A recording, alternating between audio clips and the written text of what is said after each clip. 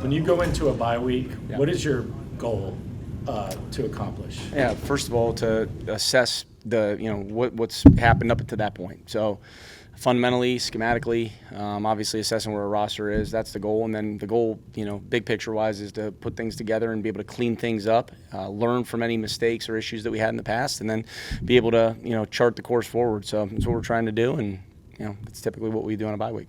The last 5 quarters of offensive football, what do you feel like are some things that you guys are doing a lot better? Yeah. And what do you think you can do to expand on that? Yeah, I think we've executed better.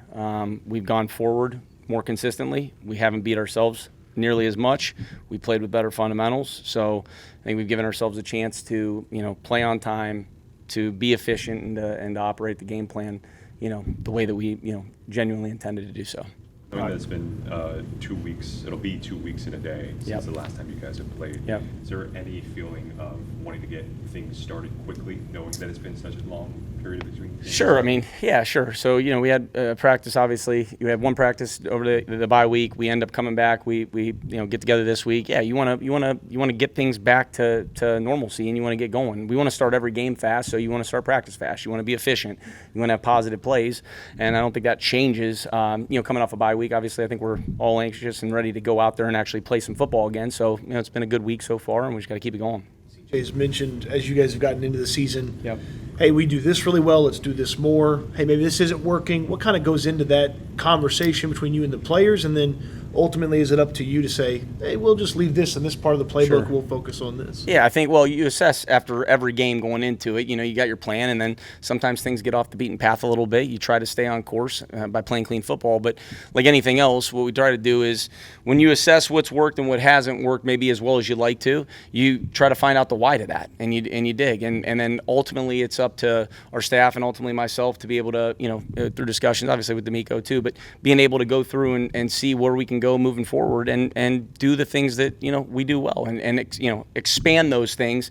And, I think it's a learning process like anything else. But again, the most important thing I think that's helped us over the last couple games for sure is that we've played cleaner. We've stayed on time, and on schedule.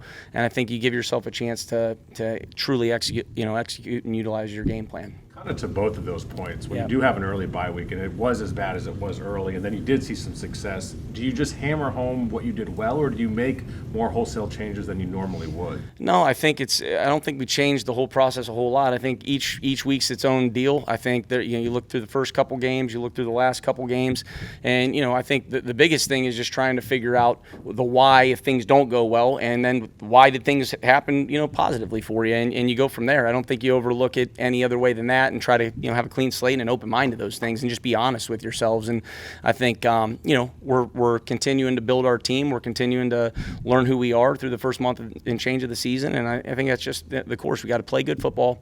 We got to take care of the football. We got to play on time, and we got to just keep continuing to get better and improving as we get going each week and each day. And that's what we're trying to do, is just focus on that and be process oriented from that standpoint. Nick, the way Yep. that CJ's processing and seeing the field right now, what are you seeing from when you take kind of that big picture look at kind of the way Stroud's playing?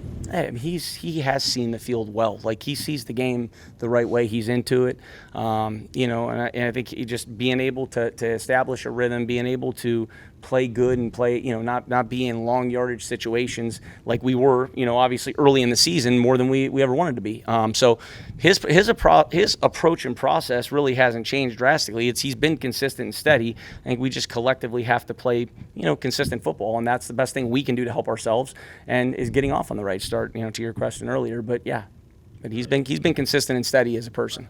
On one hat all season? I mean, is it super? No. I probably need to throw this. I got two hats actually. They look the same, but no. I get into it. I get a little bit of superstition when it comes to the stuff just a little bit. My wife would say the same thing. Coach, throughout training camp and preseason, a lot of the players said that the one thing that they loved about your system was you use their skill set to not only to your advantage but to the team's advantage in order for them to be successful on the field. But you can only see so much in training camp and so Sure. much in preseason. Right. Throughout these first 5 weeks that you all have been on the field, what have you noticed more? Because even Xavier Hutchinson, said that the play that you called for him to get his first career touchdown Yep. was something that you implemented.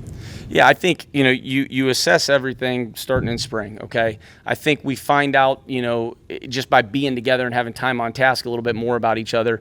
And I think the whole purpose and the goal, it is players over plays. I mean, we all generally run similar plays. There's different structures and different systems and stuff like that for sure. But I think, it's what do guys do well? And that changes, again, from week to week and year to year, team to team. But you always want to try to allow those guys to be put in a position to utilize their skill set. And we'll always do that. I mean, and I said this before, and I'm not trying to, go back to it, but like when I was a defensive backs coach, it was the same exact deal. It didn't change what side of the ball you're on. You're trying to find out the strengths of the guys that you have. You're trying to put them in position to best have success, to help our team have success.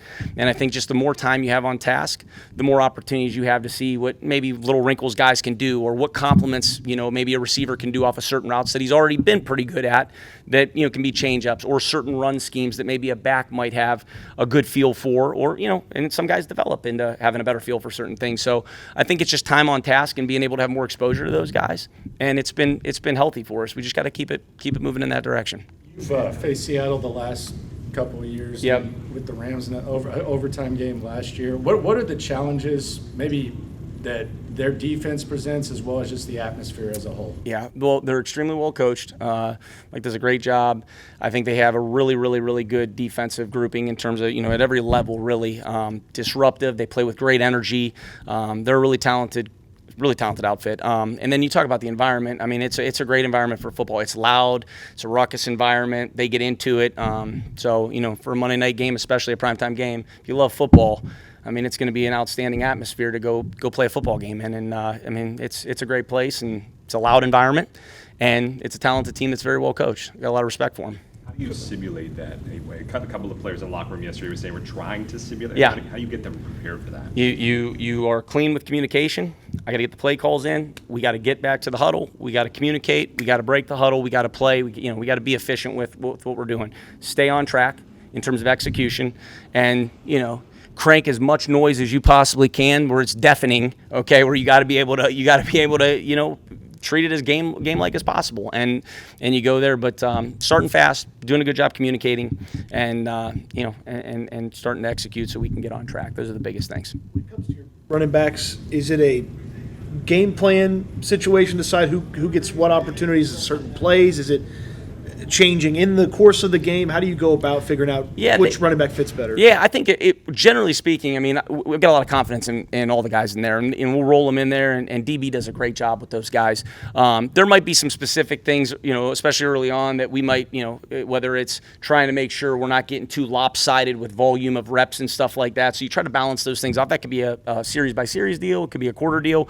And then, there are some guys that might have a better feel as you get going with certain things. But generally speaking, we have faith in really the guys we have in the room to be able to roll in there and, on really all three downs, to be honest with you. So you've seen that. They've all played in those situations, especially, Nick and Woody too, those two. But, it's generally speaking, it's we have a lot of faith in both those guys. Not obviously Dare's played, as well too there, and in British in his own role as well.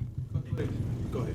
It seems like they're going to get back some of their secondary for this matchup. Just kind of what are the challenges that guys like Reek Woolen and Devin Witherspoon present? Yeah, they're good players, good movement skills, good length. They play the ball very well. They're aggressive. They played a lot of football. They've been disruptive in terms of, whether it's PBUs, interceptions, et cetera. Obviously Spoon's got good flexibility. He's a really good player. They both are.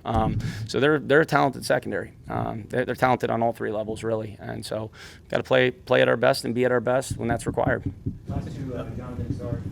Nick, if you may ask this, sorry, but do you have like a personal story of your interactions with like Xavier Hutchinson, or do you recall the first time you knew like he could possibly be involved in the offense at a higher level than before? Yeah, I mean, so we had training camp here. We had joint practices when I was in Los Angeles a year ago. So we got an opportunity to come down here and practice against him. So I was a graduate assistant at Iowa State. This is not really a connection with him, but I was a GA at Iowa State 2009, 10, and 11. So I have an affinity, or I've tracked those guys over the years. So I was aware of him, obviously, as a player through the pre-draft process.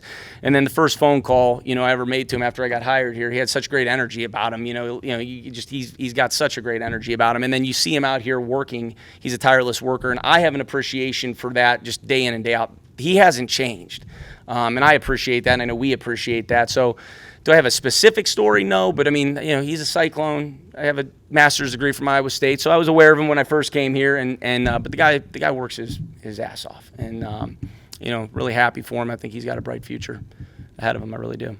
We talk about the communication between you and CJ and some of the other offensive players, but what has that communication been like between you and Cole Popovich? It seems like the offensive line is starting to play better over these last couple of games. Yeah, I mean, it's always been great. Cole and I shared a cubicle right across from each other back in New England back in the day. I have a lot of respect for him. Not only is he's a friend, but I mean, he's an excellent football coach, and he's a tough coach. That's how he coaches. That's how he drills. He's highly intelligent, and we have dialogue. I mean, throughout every single day. Really blessed to have an opportunity to be here with him and get to reunite with them, and got a lot of respect. And those guys are continuing to get better. And they are a tough team, a tough outfit up front. So, yeah. Yeah. Thank you guys. Have a great day. You too.